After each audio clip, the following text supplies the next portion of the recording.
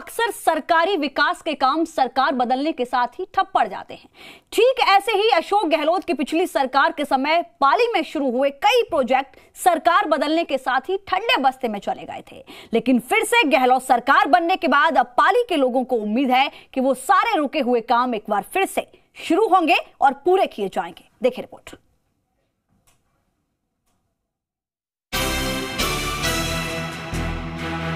राजस्थान में बदले निजाम के बाद अब आम लोगों को फिर से रुके पड़े हुए विकास के कामों में रफ्तार आने की उम्मीद है।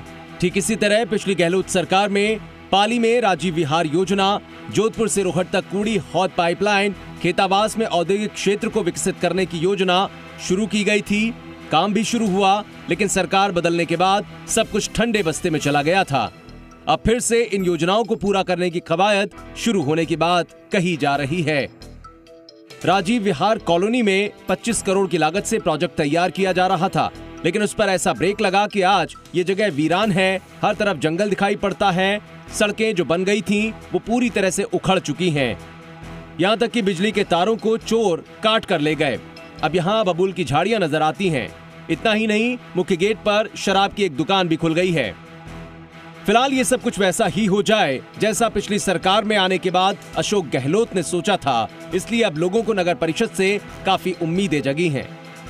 वहाँ सीवरेज, गटर लाइन्स, सड़कें, लाइट, पानी, ऐसी खासी सुविधा देने के बाद आज इसकी स्थिति काफ़ी दयनीय है और मैं भी इस बात को चलो एक बार मानता हूँ। बट अब वापस नई सरकार आई है और इस पर प्रयासरत भी हैं नगर परिषद के भाई इसको वापस एक बार पुनर्जीवित किया जाए। यही हाल जोधपुर से रोहट तक पानी की पाइपलाइन का भी रहा। पानी की किल्लत दूर करने को लेकर पाइपलाइन बिछाई गई। आम लोगों को थोड़ा लाभ भी मिला, लेकिन आज के हालात अलग हैं। राजमार्ग निर्माण करने वाली कंपनी ने पाइपलाइन ही उखाड़कर फेंक दी थी। अब उम्मीद है कि इसे दोबारा सुधारा जाएगा। ठीक ऐसे ही खेतावास में औद्योगिक क्षेत्र बसाना था, जिसके लिए रीको ने बाकायदा प्लॉट दिए थे, लेकिन वो भी कमोबेश अधूरा ही रह गया।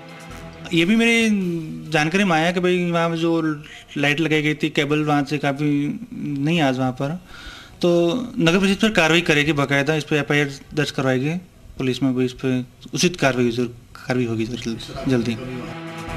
खैर, अब सरकार बदलते ही ठंडे बस्ते में चली गई तमाम योजनाओं के पूरी होने की उम्मीद एक बार फिर से जगी है। सुभाष रोहिस्वाल,